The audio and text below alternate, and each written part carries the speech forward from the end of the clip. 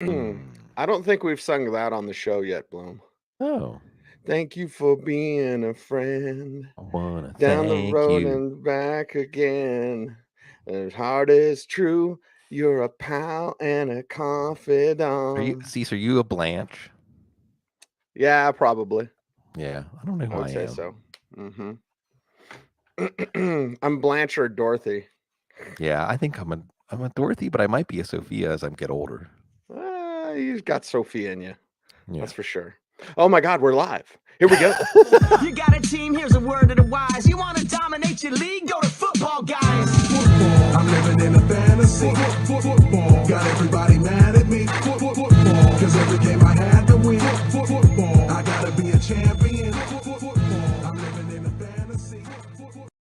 It is part 2 of the Week 9 preview here on the Audible. Cecil, Lammey, Sigmund, Bloom, and Minnesota and Washington. And we got Commanders news that doesn't have anything to do with on the field.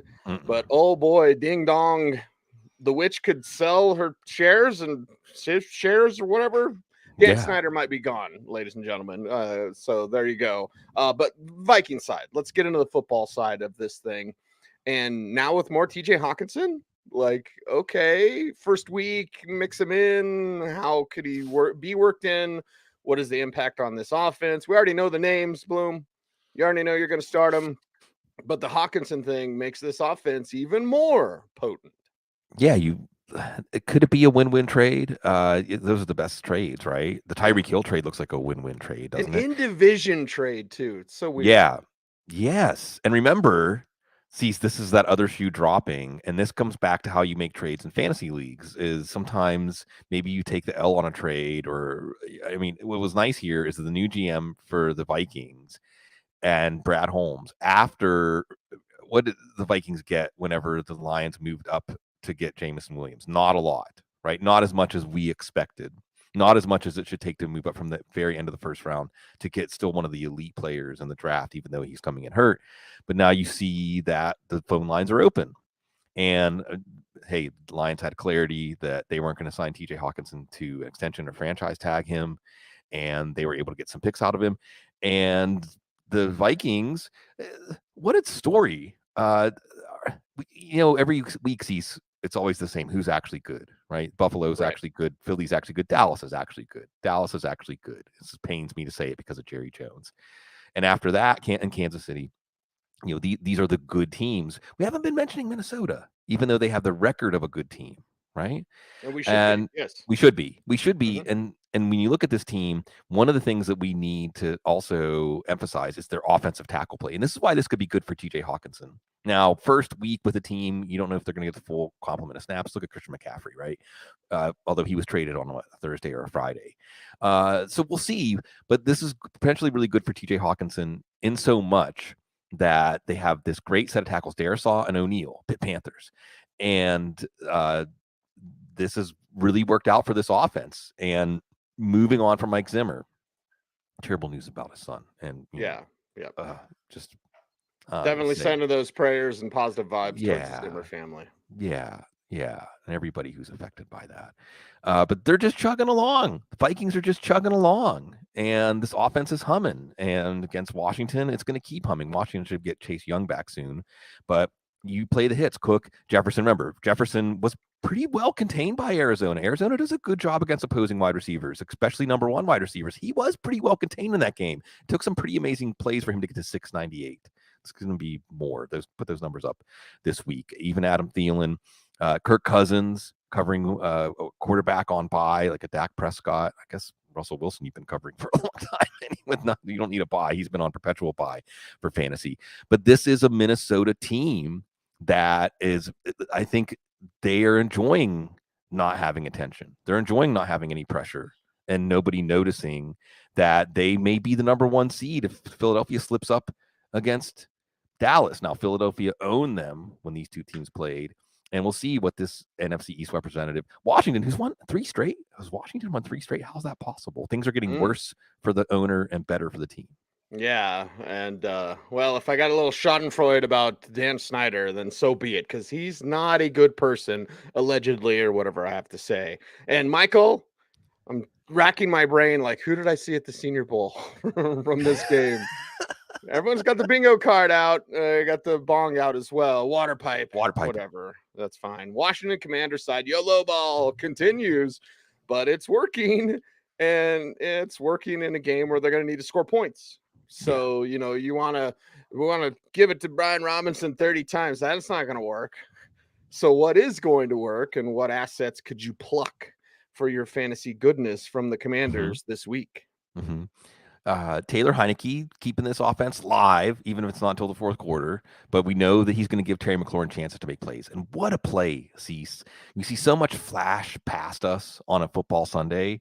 But for Taylor Heineke in that moment to give Terry McLaurin a chance to go up and get that ball. And look, if I say there's a 50-50 ball in the air, and it's Terry McLaurin and Stephon Gilmore, I'm saying, woo. Terry McLaurin, as much as we love his ball tracking, his acceleration, his route running, it wasn't a guy. Maybe this is why he fell to the third round, right? He's not going to win those. He's not a banger, right? He's not going to win those rebounds. He's not going to win those catches in the air. And he did at the 1 yard line, and Taylor Heineke did the rest. And Washington and the NFC East taking their claim to the best division in football. And at least the wins and losses, you can't argue. But can they hang with Minnesota? We'll see. We know Terry McLaurin's on our lineups. Curtis Samuel still playing well. You love that. He's not going to get a lot of mentions for comeback player of the year, but he should be on the short list. Sure. What he's come back from, not just in fantasy, I think people were writing him off. And you have rational coaching. What a merry-go-round here with it's going to be Brian Robinson. Brian Robinson gets shot in a carjacking attempt. The great story, Brian Robinson's going to be back. Antonio Gibson's a bit player, a role player. But now I think they're coming back around to he has to be a big part of their offense. And you also have the chemistry with Taylor Heineke in the passing game and Gibson getting a little more of that J.D. McKissick role. McKissick not exactly totally shut out of the offense, but Gibson's got to be in your lineup for this game, especially if this is a game where Minnesota jumps out to a 27-13 kind of lead and there's going to be a lot of passing in the second half. Gibson should be involved. And Brian Robinson is a great story, but not a great fantasy play. And at some points, he may be a shut him down if this trend continues. Watch to see if Logan Thomas is getting healthier. But this is a really fascinating game. And see, this is the halfway point of the season. And after week 9, we will officially be, since there's 18 weeks, an even number of weeks now.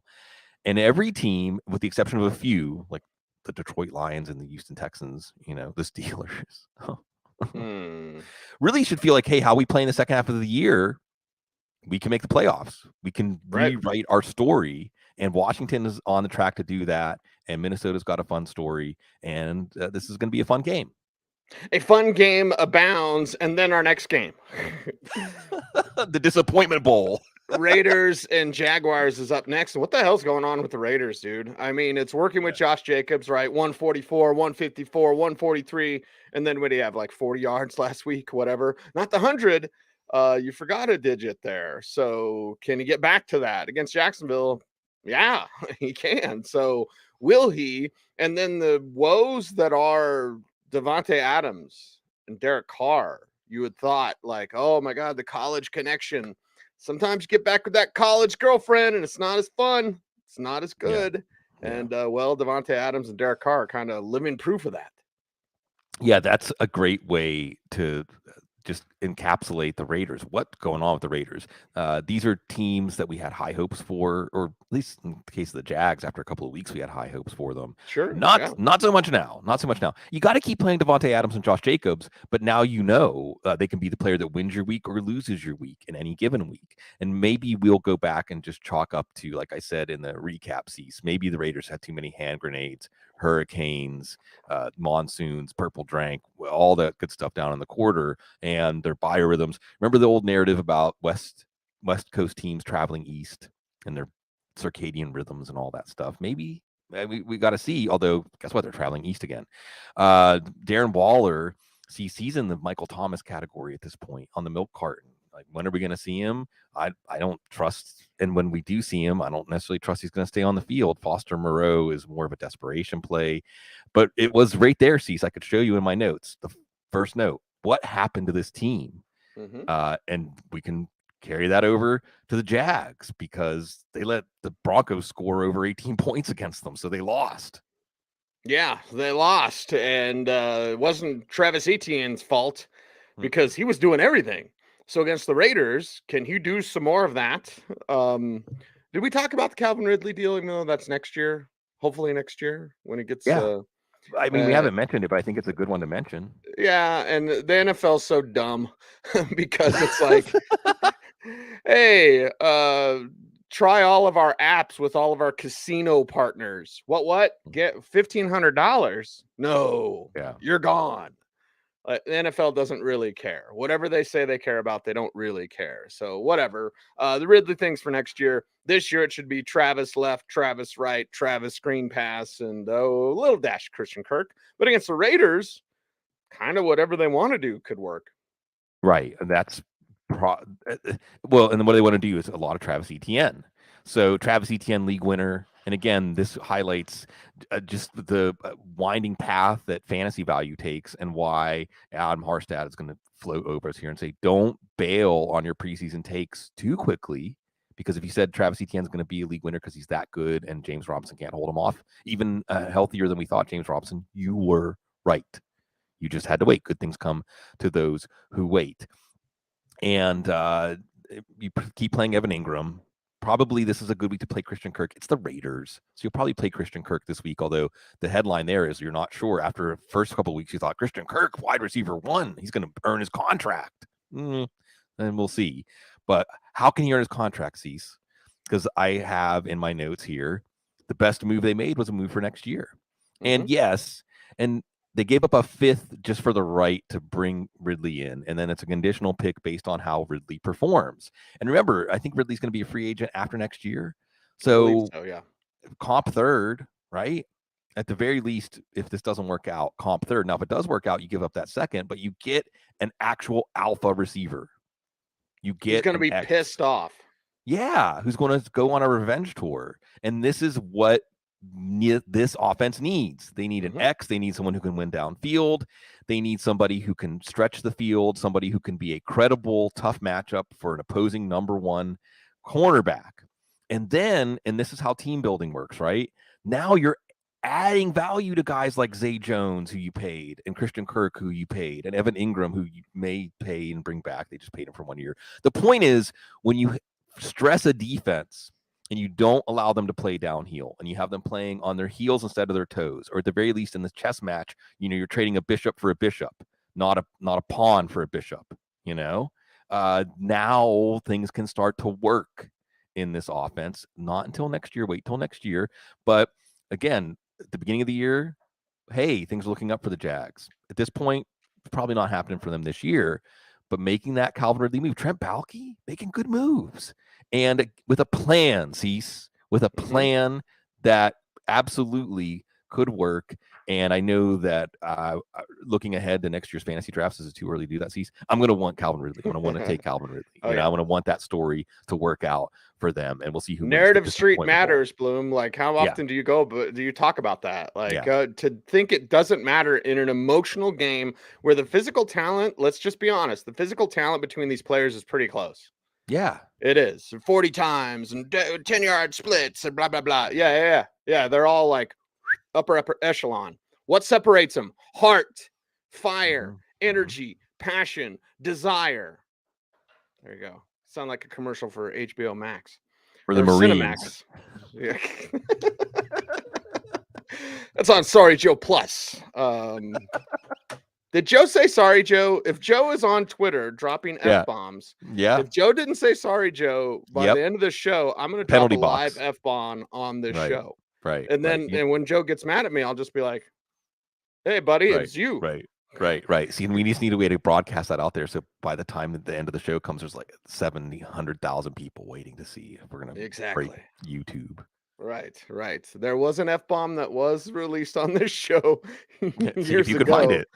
I know I went back and I took it out. So, like it was when I still worked in the machine shop. So it was early in this show because my last year at the machine shop was 2007. So like it was during that time, me and Pasquino did the show, and I always try to make you guys laugh by cussing, and then I'd edit it out. So I did that, and then I'm driving to work and I'm listening to the show, and I hear myself drive F-bomb. I just turned it right around, went back, pulled it down, edited it, put it back up. So some people might have heard it, and it was the F-bomb. So made it through just a little bit. Just a little bit. We got to make it through with Geno Smith. It's Seattle and Arizona up next in the NFC West. And Seattle side, health of DK Metcalf, basically my biggest concern here. And then Kenneth Walker, let's write a love letter to Kenneth Walker, Bloom, because, well, it should be lovey-dovey against Arizona. They can stop wide receivers, but can they stop Kenneth Walker? No. Well, we'll see. Actually, the Giants did a pretty good job stopping Kenneth Walker until the end of the game. This is a rematch. Just saw it a few weeks ago, although what we're going to get to see kind of scientifically here is how much of a difference does DeAndre Hopkins make? And why am I bringing up DeAndre Hopkins on the Seattle side? Because in the first matchup, Kenneth Walker was the point of the spear. And then, again, Arizona's good against wide receivers. So Metcalf didn't do much. Lockett didn't do much. The tight ends actually did more. You play your tight ends against Arizona. I think Noah Fant had 6 catches in that game. And you saw D. Eskridge and Marquise Goodwin pitching in. I think Goodwin's a little banged up. And then you lower expectations, right? You lower expectations for Geno, for Lockett, for Metcalf. You still probably play them. There's 6 teams on bye this week. Geno, I mean, there's probably some good quarterback questions about Geno. However, if Nuke Hopkins being on the other side, because that was a 19-9 game, if that revitalizes the Arizona offense and now Kyler Murray's more comfortable and they're putting points on the board, well, now you can't go into a shell. You can't just rely on short passes to the tight end, safe passing, and Kenneth Walker. So there is an out here for this to become more of a high-scoring game and a track meet. But what makes this one intense, as we switch over to the afternoon games, is this division is totally up for grabs. Seattle's in first place right now, and Arizona's only 2 games out of first. They're a game out of first if they win this game, right? So this is, again, the up on the chalkboard, the whiteboard for the teams this week is whatever you did up to this week doesn't matter now. You just become your true self, find it going forward in November and December, a little bit of January, and you can write a whole new story for your season. So, and of course, these NFC West matchups too, Cecil, these are the ones that are like atom smashers, just these teams. So it's like the old AFC North when it was good. When these teams get together, you almost measure the victor in the number of injuries. That's how this game is going to be also. That's why it's fun to see Kenneth Walker in this division. And we'll see how much fun it is to watch Kyler Murray with DeAndre Hopkins, because for fantasy, it's been a blast. It has been an absolute blast. And let's talk about the Arizona side. Is Rondale Moore my sleeper of the week? Sleeper, Bloom, sleeper of the week. That's coming up at the end of the show. And, well, let's talk about Arizona side, because Nuke Hopkins, Rondale Moore, hell of a combination. I guess they're not going to run the ball. And are we watching the health status of James Conner? Does it matter until he comes back and he proves he can stay back? Like, okay, I guess they're not going to use Eno Benjamin, or my dream scenario of Keontae Ingram running roughshod over defenses in the NFL. Give it time. Give it time. There's time for things to change. But I think we look at this first matchup, we saw Kyler Murray had 100 yards rushing in this game. And otherwise, it was a very concentrated pass offense between Marquise Brown, who's hurt now, Rondale Moore, and Zach Ertz. Enter DeAndre Hopkins. And it's not just the stats and moving the chains. I think you just see it as a calming factor influence for Kyler Murray. Now, Kyler Murray's still going to play sandlot football, but now there's that dependable option. And I think you can see that they have that mind meld, right? There's chemistry.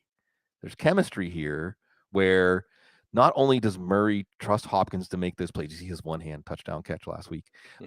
It's that Kyler gives him chances to make those plays, and it builds on itself. It's a feedback loop. And then all of a sudden you find Rondale Moore running free and nobody can tackle him, even though they're pulling on his shirt. And then all of a sudden Zach Ertz gets free in the end zone because you're wondering, where is DeAndre Hopkins? Remember, he went on a touchdown tear last year before he got hurt. So offense is settled. Murray's a good play. Hopkins, obviously, a good play. Even though Ertz volume hasn't been great. I still think in the tight end ranks, he's still in there. Rondale Moore, now we have some hope. In the backfield, we just have to see if James Conner's going to be back. And James Conner's been out for rib injury, but you wonder if the Dr. Gene principle, hey, if you miss multiple weeks, conditioning becomes important. You don't just want to put him back there because then you have risks of injuries as you're reconditioning to quote unquote football shape when you haven't been practicing and playing. Now, he has been getting in limited practices. I don't know if I trust James Conner this week, even if he plays, because we don't think establish the run when we think of Arizona. We think of Kyler to nuke. And with Darrell Henderson hurt, maybe a little more Benjamin. Maybe Benjamin really has earned the Chase Edmonds role, a player that you're going to be covering now for the Broncos. Yes. Right. Had some Dolphins people reach out to me about Chase, like some good news, some good stuff about him. Good young man. So you like to see that for sure. You like to see the Rams patching it up with Cam Akers, I guess, Bloom. I don't know. What's funny is like, we're getting him out of here. Philosophical differences. What? Nobody traded for him? We're going to work it out. So, yeah, work it out, baby. They didn't trade for Melvin Gordon either. Didn't trade for Christian McCaffrey.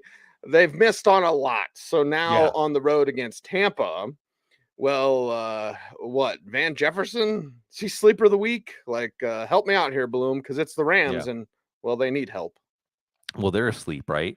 Did I see an item of something like Sean McVay? And remember, it wasn't just Aaron Donald. Sean McVay also flirted with retirement this offseason. Yeah. Wasn't there an item like once the core, Stafford and Ramsey and Kupp, Donald, like once these guys aren't with the team, that's it for McVay, right? Yeah. I almost wonder if that was a message to Scott Fitterer in Carolina. You should have taken the trade, because those Rams picks, if they're not attached, if by 2024, it's not the McVay Rams, boy, you really want that 2025 first round pick. And I guess Sean McVay, because he brought a Super Bowl home, has that kind of latitude to be like, we're going to trade picks that we may or may not be here for to determine the value of. But in the here and now, again, NFC West, really any team, really, the Dolphins, the Buccaneers, the NFC South, it's all up for grabs. Now, we've seen some really interesting games between these two teams. Remember, there was a 55-40 game. That was the Jameis Winston, Jared Goff matchup. Okay, we're not going to see that matchup here. But you've also seen the Rams do pretty well against the Tom Brady Buccaneers, including the game last year that they almost blew in the playoffs. I think they've beaten him 3 times. I might be wrong about that, but I know that they have a winning record against Tom Brady, and they've played every year. This is going to be 3 years in a row. Now, for fantasy on the Rams side, this has been a high-scoring matchup. I don't see how this one ends up being a high-scoring matchup unless it's defense and special teams touchdowns. What's the best angle for the Rams? A banged-up Cooper Kupp? I mean, if Cooper Kupp's active, you have to play him, but he's not going to have the same impact. So, you're afraid of Allen Robinson? You're afraid of Van Jefferson? You're Ben Skowronek? Tyler Higbee? I mean, this is like Jason Garrett's offense. We just got to get 10 yards on 3 plays, guys. Let's see if we can do it. Right? I mean, this is not going to threaten anybody. You want the defenses on both sides. The backfield? Are you kidding me? With Cam, as if it wasn't bad enough. Now Cam Akers is going to make this a 4-way backfield? I don't even know. But this isn't going to be a pretty game for offense. But I think for defense, and again, for these teams, is it a stumbling block or is it a springboard game? Because these teams know each other well. I think there's not a lot of good feelings between these teams. And I think this could be a turning point for one or both of these teams, especially for Tom Brady, who, you got to wonder after last week, what we watched on Thursday night, when does Byron Leftwich say, we got to make some changes? When does Tom Brady let him? Good question. Yeah, that leads right in, because it's like, how old is Brady? 45, whatever. Yeah. They're trying to match his age every week on passing attempts. No, like, let's get it to the 45 rule. Like, no, 45 is bad for Tom Brady. That is bad. So, like, okay. I'm just waiting for more Rachaad White. Honestly, the Buccaneers side kind of bores me, Bloom. Yes. Other than getting the popcorn and the tea ready, because everyone loves to see Tom Brady fail. But for me, emphasizing the positive, Bloom, I'm just waiting for Rachaad White. Is he my sleeper of the week? Well, I'd like it if that happened. Yeah, and if you say, when will Byron Leftwich make some changes? if Tom Brady lets him, wouldn't that be the first one, right? Just to play with some more juice on those touches out of the backfield. And we've seen a great reduction in the number of targets and receptions for the running backs in recent weeks out of those 45 attempts a week. But yeah, most of them's going to go to Mike Evans, Jalen Ramsey. And look, these are only 2 games with 6 teams on bye, only 2 games in that 4-ish Eastern slot. One of them is Seattle, Arizona. One is the Rams, Tampa. So I think it's going to be highly entertaining football. Maybe not highly entertaining for your fantasy teams. It's going to be Evans. It's going to be Godwin. Godwin had a massive game, I think, in that 55-40 game. Evans, you're still going to keep him in, even though he's locked up with Jalen Ramsey. I think when Ramsey and Evans square off, it's a good old 15-round heavyweight fight, and there's been wins on both sides. But Evans has done enough that he isn't a bench. And then you're still going to play Leonard Fournette. But I won't be shocked if we see that 60-40 split in terms of snaps. And sometimes it looks like a 50-50 split in terms of touches. Maybe starts to go towards Rachaad White, or at least we have a hot hand kind of approach.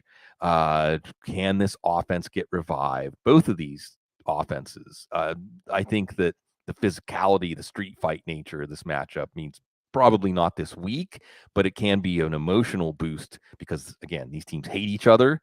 They have history, and so do the teams playing Sunday night. Yes, let the hate flow through you. It's Tennessee, and it is Kansas City. And is it Tennessee with Malik Willis or Tennessee with Ryan Tannehill? Hellbloom, Doesn't matter. It Tennessee with Derrick Henry or Tennessee with Dontrell Hilliard? As Henry lands on the injury report, I believe it was limited, Bloom, you can correct me if I'm wrong, but it was on footballguys.com newsletter and Newswire. So check it out and subscribe to our free daily newsletter. But Henry's got a foot thing. Maybe it's because of his 200-yard game last week. 30 touches a week. Yeah, exactly. So, it does, you get worn down no matter your size or, the freight train that you are as a man in Derrick Henry. So watch the Henry thing. We're recording Thursday morning, full disclosure.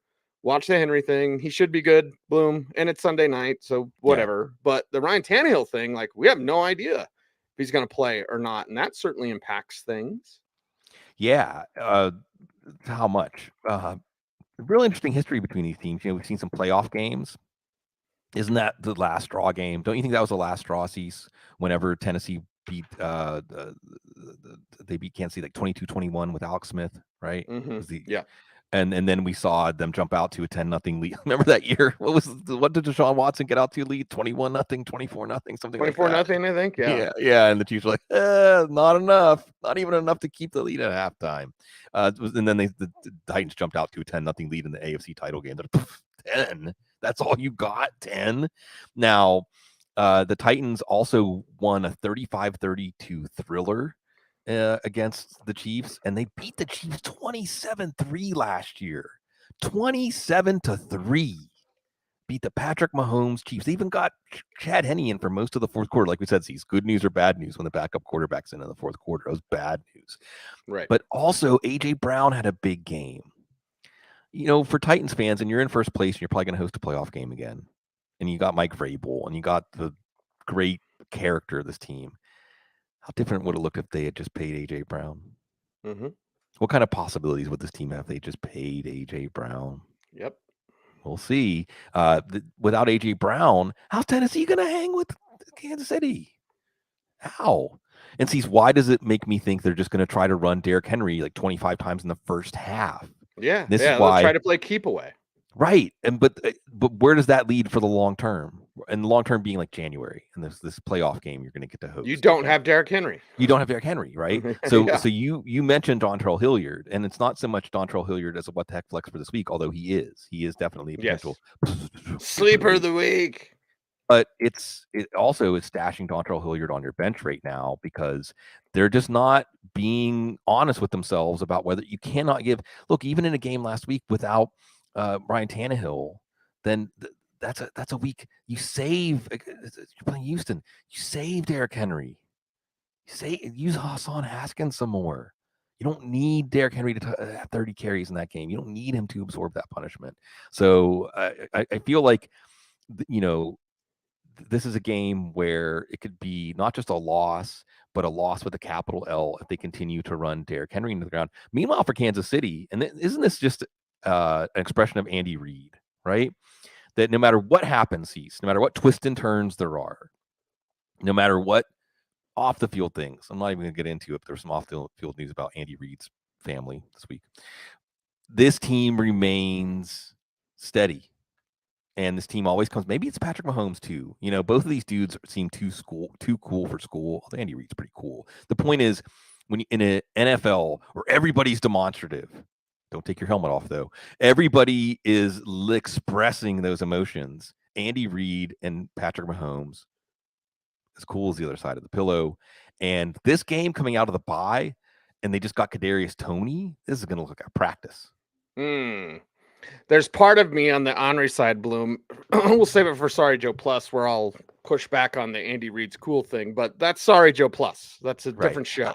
That's fair. That's a different show. Let's talk about Kansas City on the field and Kadarius Toney getting mixed in. That's what I'm going to watch for the most here. And now your assets that earlier you're like, oh, I got Hardman, whatever. I got Juju. Okay, it's kind of fine. Now all that stuff's banging, right? And now they don't run the ball. So my Isaiah Pacheco stock is low, but I'm still buying it. I'm still buying Isaiah Pacheco can win your league. So I'm still buying it because at a certain point, Kansas City can be multiple. As you often say, the Byron Leftwich quote, Bloom. Kansas City can be multiple. So they can. They're not Tennessee. Tennessee's like, we can't do anything. Just keep feeding Henry. Durr. And so, what a lovely day. Well, what a lovely day if you've got your Chiefs assets on Sunday night. Yeah, it is difficult to decipher. What a lovely day if you have Patrick Mahomes. We know that much. Probably a lovely day with Juju Smith-Schuster because of the way that he and Mahomes are on the same page on those extended plays. And certainly we'll see Tennessee, that Bud Dupree back. Speaking about paying oft-injured edge rushers, they will get him back. It's a shame they don't have Harold Landry. Hated seeing him go down. And then Cole Hardman, he did have 3 touchdowns the last time we saw him. You're going to get your Kelsey production here. Maybe it's a Marquez Valdez-Scantling. Maybe he's a sleeper of the week type just because you could pour it on and kind of like what Philadelphia did against the Steelers. Okay, this is a tune-up. Let's get that deep passing game in sync, right? Maybe this is one where you dial up some more of those plays to get that in sync. We're not going to play Kadarius Toney. He shouldn't be on any waiver wires, though, just because when you have that kind of talent and that kind of offense, well, let's see what happens. The backfield is a mess. I don't know if I would recommend anybody. Probably Clyde Edwards-Helaire if you have to play someone this week, but maybe Isaiah Pacheco, not just because of the garbage time, although there will be garbage time in this game. I will be shocked if there's not garbage time in this game, but because coming out of the bye, you have some time, things slow down, you reassess priorities. And I forget who it was, one of our loyal listeners, because we were talking about how the Chiefs, the one thing they're missing is a hammer. But Kadarius Toney's not a hammer. He can line up in the backfield and do some things. Right. But he's not a hammer. And someone said, well, why not Pacheco? Why can't Pacheco be that hammer? Maybe we'll see in this game that they're getting him ready for that role as the weather gets colder. Yeah, as it gets colder, there's going to be a change to the NFL. And you talked about the chrysalis. I love that word, Bloom. Yeah. The change that NFL teams go through. Like, it's ugly.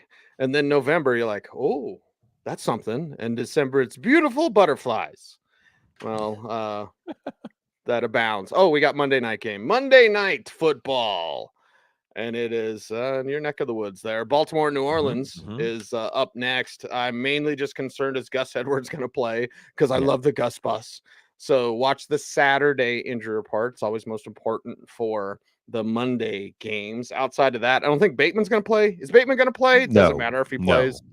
Mark Andrews, is he going to play? Doesn't matter if he plays. I love Isaiah Likely. So there you go. So Baltimore is just kind of a mash unit right now. Yes, and that doesn't mean that there's not fantasy potential here, okay? This is tough, though, right? So you do what I do. You project the stats for an offense in any given week. Well, how do you project this Ravens offense? 1 week against the Browns, 16 passes, 44 runs. Last week against the Bucks, 15 passes out of the first 18 plays. Now, I get it. Tampa can be tough against the run. This isn't the impenetrable Tampa run defense we've seen in the past. And they did shift gears to the running game in the second half. So even within a game, you see these multiple, like you say, there's multiple and then there's not being able to make up your mind. But you didn't see this offense lose a lot when Andrews went out, when Bateman went out.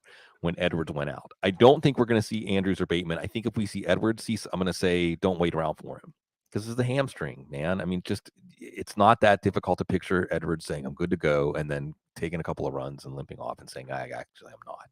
So it's more of a Kenyon Drake game. We'll see about Justice Hill. Justice Hill can still run the ball. Cease, they may still try to make him happen. At the very least, they need him to happen. Do you get points for fumbles? Yeah.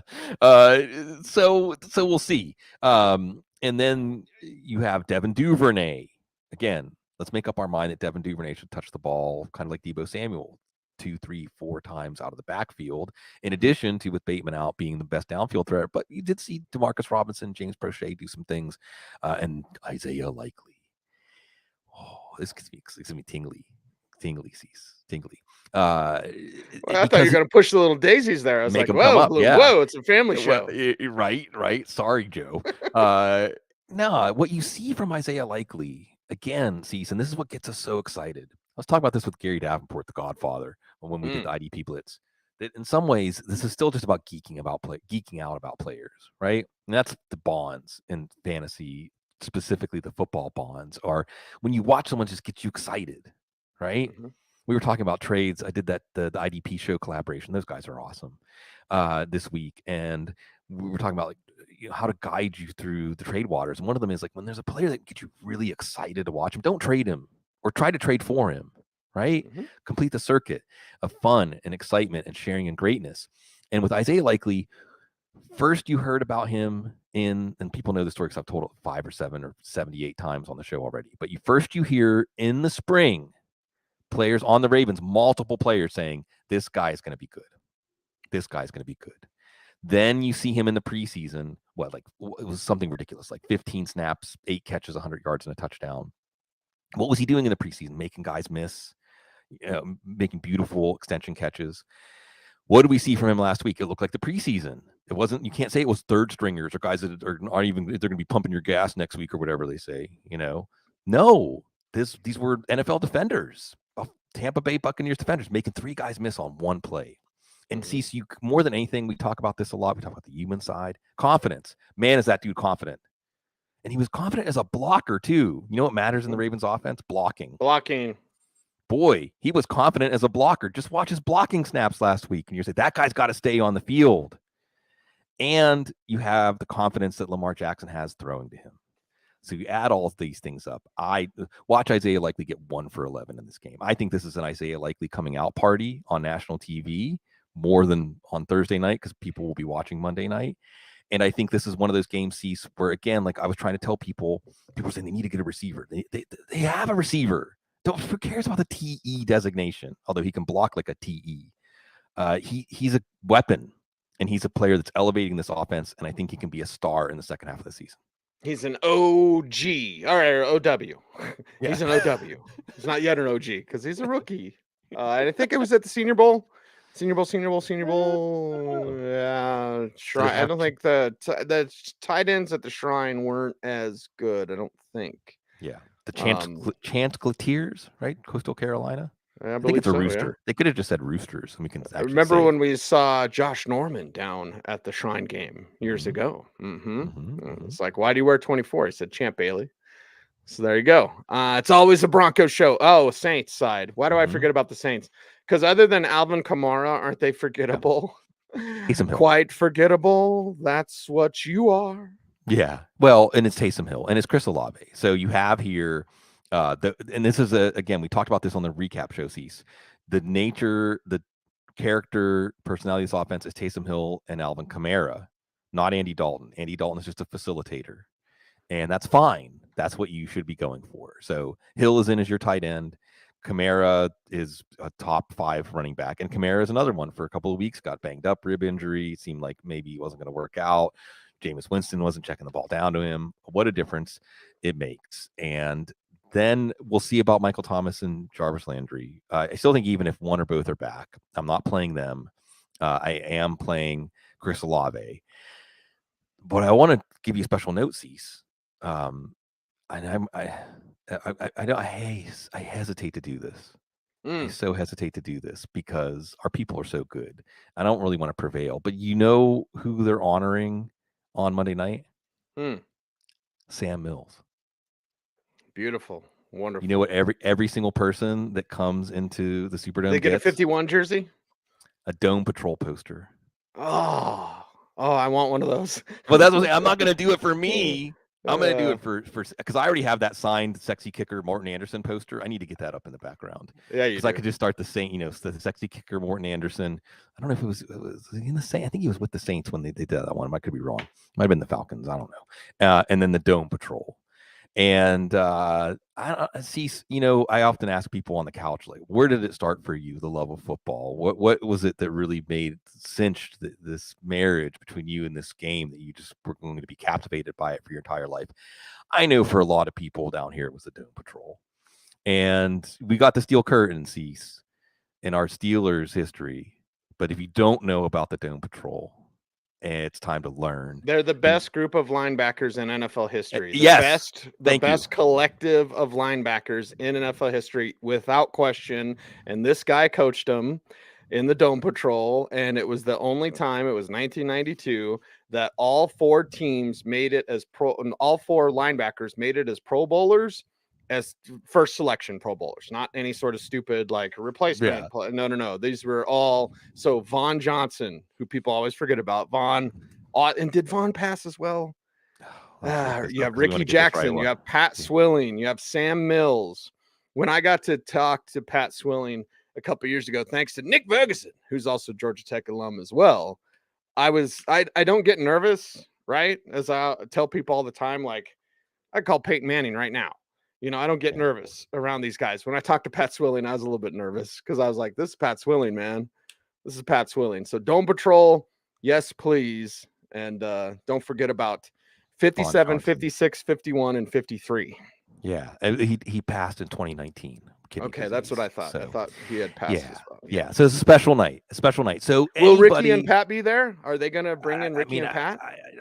I hope so, right? I hope so. I mean, it's family. Saints are about family first and foremost. It's one of those kind of histories and traditions.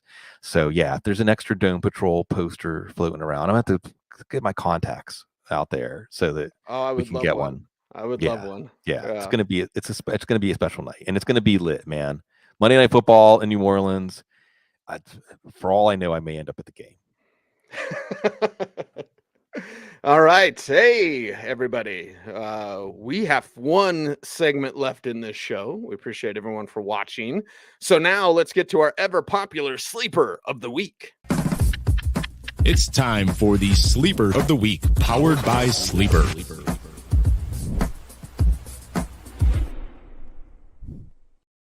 Fantasy football should be fun. So play players that you love to watch. Play players, assemble players that are your favorites to watch, and have fun. Have that passion come through. Sleeper of the week is Rondale Moore for me. Explosive, can on one play make your fantasy week. So yes, Bloom. There are others in our What the Heck Flex. But I'm glad you mentioned that about the passion, because the old man in me is like, hey, memo to all the youngsters out there who want to do this. Don't look like you're in a hostage video in your YouTube videos, and don't do this because I'm going to be a big YouTube star and then I will be on NFL Network. No, do it because you freaking love it. Do it because you love this game. Do it because these players make you excited. Do it because you want to learn about this game. You want to learn about these players. You want to see the human side. The recipe for success isn't, I'm going to rig the YouTube algorithm to make videos and I am a hostage talking about fantasy. Is this how I'm? It's not about your Twitter presence. It's not about your YouTube likes. Although please like, comment, share, subscribe. Anyway, it is about passion. The passion of this, the passion of being able to do this and talk about football and enjoy football. That's why you love it. You love it, right? Yeah. You love it, right? Anyway, yeah. And look, I'm going to take the handle off from you and go a little further before I give my sleeper of the week and What the Heck Flex picks. Success can be defined in a lot of different ways, but success, the default definition of success in our culture today, is not good for you. It's unhealthy. It's just not healthy. It's not sustainable. This is unhealthy. This is unhealthy. I'm staring at my Twitter all day. I'm a big Twitter star. You're an ass. That's what you are. and and go back to the passion and what is success. How about just being part of something positive and uplifting, something exhilarating, invigorating? And I think you bring it back to the passion piece very appropriately, because where does it start for us? It starts with the love of football. It starts with something about this game of professional football that pulled you in and didn't let go. And then fantasy football and how that enhanced and intensified and amplified that excitement. And why did we do the show? Why did you and I even talk on the phone for 3 hours in the first proto Audible? Because we love it, because it stimulates us, because it makes us feel alive, because it's something that happened in our one life that we can talk to each other about and reinforce that you're alive too. And in fact, understanding how it makes you stimulated, make the little daisies come up, it stimulates me, and we can exchange that, right? We can exchange. It's an through exchange of words. energy. It's an exchange Yes. of positivity. We didn't start this show so we could be the biggest stars ever. Like, we started because we freaking love football. And Yeah. it pisses me off when I see people trying to rig the system for their own gain. This isn't about you. This is about those Well, glory to players the out game. there. It's Glory glory to to the the game. players, glory to the game. Yeah, glory of the game. That's the thing. That was one of our, and we started Draft Guys. That was one of the 3 maxims we had: breaking down barriers, glory to the game, coverage for the thinking fan. And it's sharing. It's about shared experience, shared positive experience, and even shared negative experience. And when there's a time to drop Kyle Pitts and things like that. But that's all part. Right. That's all. Oh, geez. Shut them down, hold on, and all that stuff. So what's a success? A success is whenever you positively affect people around you, leave the world a better place than what you found, scrape a little bit of slime off instead of adding to it, folks.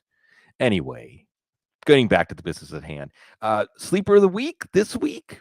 This is kind of an honor to you, Cecil, as I'm so excited. I still have that poster. I have like 3 or 4 different signed Cecil Lammey memorabilia, and none of it was directly given to me from you. It was all stuff that I won at the Footballguys retreats. I am gonna say Isaiah Pacheco. I think this is a game where we may look at Isaiah Pacheco differently after this game than we did before. There's converging factors of garbage time, and of course the idea of the bye week reset. Some other running backs. And hey, it's 6 teams on bye, so you got to dig deep. So I'm going to tell you a story about how these guys can work out for you. James Robinson can work out because the Jets should have seen from what the Packers did last week: run the ball 40 times. Just keep Josh Allen on the sidelines. Trust your defense to keep it close. Let's see what happens. Deion Jackson. Oh, is this a lost season for Jonathan Taylor? Yeah.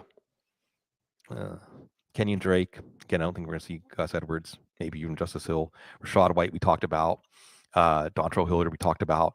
Wide receiver Robert Woods. Well, somebody's going to have to catch passes from somebody for the Titans. Romeo Doubs, the Packers against the Lions. I'm going to get some piece of that. I wish Christian Watson was healthier. Josh Palmer, Justin Herbert's going to have to throw to somebody. Keenan Allen, lost season. Yeah. Marquez Valdes-Scantling just takes one against Tennessee. Devin Duvernay. And yes, the rare what the heck tight end flex. You know who I'm going to say, Cease? It's very, very likely. Isaiah Likely. It's great. And it's never gonna get old. We love our dad jokes. It's never gonna get old. It's never gonna get old doing the show with you, Cease. It's never gonna get old watching professional football, as long as these players do what they do for us. They lay it all out on the line for us. And that's what brings us back. That's the light that we're drawn to. It's the commitment. And that everybody's drawn to the little reflection of that light off of us is a very gratifying thing, and it'll never get old doing shows for you wonderful people. Beautiful, wonderful, awesome. He's Sigmund. I'm Cecil. We are the Audible. Everyone out there, thanks for watching. Again, YouTube, like, comment, share, subscribe. We appreciate you. Be safe, be kind. Know that you are appreciated. And as always, stay frosty.